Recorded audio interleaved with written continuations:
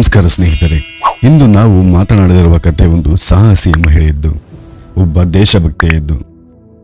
ಭಾರತದ ಸ್ವಾತಂತ್ರ್ಯಕ್ಕಾಗಿ ತನ್ನ ಬದುಕನ್ನೇ ಪಣಕ್ಕಿಟ್ಟ ಹೆಣ್ಣಿನ ಕತೆ. ಆಕೆ ಯಾರು ಗೊತ್ತಾ? ಆಜಾದ್ ಇನ್ ಫೌಜ್ನಲ್ಲಿ ಸೇವೆ ಸಲ್ಲಿಸಿದ ಧೈರ್ಯಶಾಲಿ ಯೋಧೆ ನೀರಾ ಆರ್ಯ.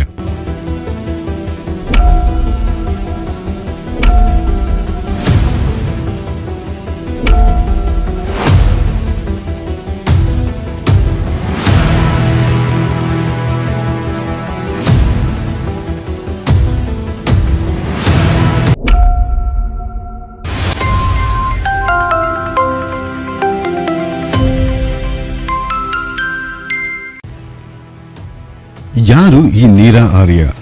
ನೀರಾ ಆರ್ಯ ಅವರು ಭಾರತದ ಸ್ವಾತಂತ್ರ್ಯ ಹೋರಾಟದಲ್ಲಿ ಭಾಗವಹಿಸಿದ ಸಾಹಸಿ ಮಹಿಳೆ ಎಂದು ಹಲವು ಜನಪ್ರಿಯ ಕಥೆಗಳು ಮತ್ತು ಸಾಕ್ಷಿಗಳು ಹೇಳುತ್ತವೆ. ಅವರು ನೇತಾಜಿ ಸುಭಾಷ್ ಚಂದ್ರ ಬೋಸ್ ರವರ ನೇತೃತ್ವದ ಆಜಾದ್ ಇನ್ ಫೌಜ್ನಲ್ಲಿ ಕೆಲಸ ನಿರ್ವಹಿಸಿದ್ದರು ಎಂದು ಹೇಳಲಾಗುತ್ತದೆ. ಕೆಲವು ಮೂಲಗಳ ಪ್ರಕಾರ ನೇತಾಜಿ ಸುಭಾಷ್ ಚಂದ್ರ ಬೋಸ್ ಅವರಿಗಾಗಿ ಅವರು ಗುಪ್ತಚರ ವಿಭಾಗದಲ್ಲಿಯೂ ಕೂಡ ಕೆಲಸ ಮಾಡುತ್ತಿದ್ದರು ಎಂದು ಹೇಳಲಾಗುತ್ತದೆ. ಈ ಆಜಾದ್ ಇನ್ ಫೌಜ್ ಎಂದರೆ ಏನು?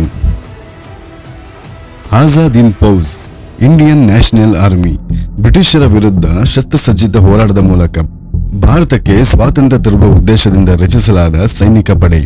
ಈ ಸೇನೆಯನ್ನು ಪುನರ್ವ್ಯವಸ್ಥೆಗೊಳಿಸಿ ಬಲಪಡಿಸಿದವರು ನೇತಾಜಿ ಸುಭಾಷ್ ಚಂದ್ರ ಬೋಸ್. ಈ ಪಡೆಯಲ್ಲಿ ಪುರುಷರ ಜೊತೆಗೆ ಮಹಿಳೆಯರು ಕೂಡ ಇದ್ದರು. ಇದು ಆ ಕಾಲದಲ್ಲಿ ಕ್ರಾಂತಿಕಾರಿ ಆಲೋಚನೆ. ರಾಣಿ ಝಾನ್ಸಿ ರೆಜಿಮೆಂಟ್ ಮಹಿಳೆಯರಿಗಾಗಿ ವಿಶೇಷ ಪಡೆ.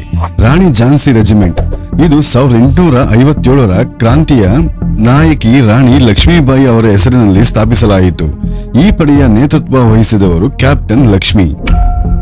ನೀರಾ ಆರ್ಯ ಕೂಡ ಇದೇ ಮಹಿಳಾ ಪಡೆಗೆ ಸಂಬಂಧಪಟ್ಟಿದ್ದರು ಮತ್ತು ಆ ಪಡೆಯಲ್ಲಿ ಕಾರ್ಯನಿರ್ವಹಿಸುತ್ತಿದ್ದರು ಎಂದು ಕೆಲವು ದಾಖಲೆಗಳು ಹೇಳುತ್ತವೆ. ಗಂಡನಿಗಿಂತ ದೇಶ ದೊಡ್ಡದು. ನೀರಾ ಆರ್ಯರವರ ಗಂಡ ಬ್ರಿಟಿಷ್ ಸರ್ಕಾರದ ಪರವಾಗಿದ್ದರು ಎಂದು ಹೇಳಲಾಗುತ್ತದೆ. ಒಂದು ಸಂದರ್ಭದಲ್ಲಿ ಅವರು ನೇತಾಜಿ ಮೇಲೆ ದಾಳಿ ಮಾಡಲು ಯೋಜನೆ ಸಿದ್ಧಪಡಿಸಿದ್ದಾಗ ನೀರಾ ಆರ್ಯ ದೇಶಭಕ್ತಿಯನ್ನು ಗಂಡನಿಗಿಂತ ಮೇಲಾಗಿ ತನ್ನ ದೇಶವನ್ನು ಸ್ವತಂತ್ರಗೊಳಿಸುವುದಕ್ಕಾಗಿ ಸುಭಾಷ್ ಚಂದ್ರ ಬೋಸ್ ರವರಿಗೆ ಮುಡಿಪಾಗಿಟ್ಟಿದ್ದರು. ತನ್ನ ಗಂಡನನ್ನೇ ಕೊಂದು ನೇತಾಜಿಯನ್ನು ರಕ್ಷಿಸಿದರು ಎಂದು ಕೆಲವು ದಾಖಲೆಗಳು ಹೇಳುತ್ತವೆ. ಈ ಘಟನೆಯ ನಂತರ ಬ್ರಿಟಿಷರಿಂದ ನೀರಾ ಆರ್ಯರ ಬಂಧನ ಮತ್ತು ಚಿತ್ರಹಿಂಸೆ. ನೀರಾ ಆರ್ಯ ಅವರನ್ನು ಬ್ರಿಟಿಷರು ಬಂಧಿಸಿದರು. ಅವರಿಗೆ ಭೀಕರ ಚಿತ್ರಹಿಂಸೆ ನೀಡಲಾಯಿತು. ನೇತಾಜಿ ಎಲ್ಲಿದ್ದಾರೆ ಹೇಳು ಎಂದು ಒತ್ತಾಯಿಸಿದಾಗ ಅವರು ನೇತಾಜಿ ನನ್ನ ಹೃದಯದಲ್ಲೇ ಇದ್ದಾರೆ ಎಂದು ಉತ್ತರಿಸಿದರು. ಅದಕ್ಕೆ ಆ ಕ್ರೂರ ಬ್ರಿಟಿಷ್ ಅಧಿಕಾರಿ ಆಕೆಯ ಎದೆಯ ಭಾಗವನ್ನೇ ಕತ್ತರಿಸಿ ಹಾಕುತ್ತಾನೆ. ಆದರೂ ಅವರು ಯಾವುದೇ ರಹಸ್ಯವನ್ನು ಬಹಿರಂಗಪಡಿಸಲಿಲ್ಲ ಎಂದು ದಾಖಲೆಗಳು ಹೇಳುತ್ತವೆ. ಸ್ವಾತಂತ್ರ್ಯದ ನಂತರ ಅವರ ಜೀವನ. ಸ್ವಾತಂತ್ರ್ಯದ ನಂತರ ನೀರಾ ಆರ್ಯ ಅವರ ಜೀವನ ಸುಖಕರವಾಗಿರಲಿಲ್ಲ ಎಂದು ಹೇಳಲಾಗುತ್ತದೆ. ಅವರು ತುಂಬಾ ಕಡು ಬಡತನದಲ್ಲಿ ಬದುಕಿದ್ದರು. ಅವರಿಗೆ ತಕ್ಕ ಗೌರವ ಸಿಗಲಿಲ್ಲ ಎಂಬ ಮಾತು ಜನಪ್ರಿಯವಾಗಿದೆ. ದೇಶಕ್ಕಾಗಿ ಹೋರಾಡಿದ ಅನೇಕ ಯೋಧರಂತೆ ಇವರ ಹೆಸರು ಕಾಲದ ಧೂಳಿನಲ್ಲಿ ಮರೆಯಾಗಿ ಹೋಯಿತು. ಮರೆಯಾದ ಮಹಿಳಾ ವೀರರು. ನಾವು ಇತಿಹಾಸದಲ್ಲಿ ಕೆಲವೇ ಹೆಸರುಗಳನ್ನು ಕೇಳುತ್ತೇವೆ, ಆದರೆ ಸ್ವಾತಂತ್ರ್ಯ ಹೋರಾಟದಲ್ಲಿ ಸಾವಿರಾರು ಮಹಿಳೆಯರು ಪಾಲ್ಗೊಂಡಿದ್ದರು.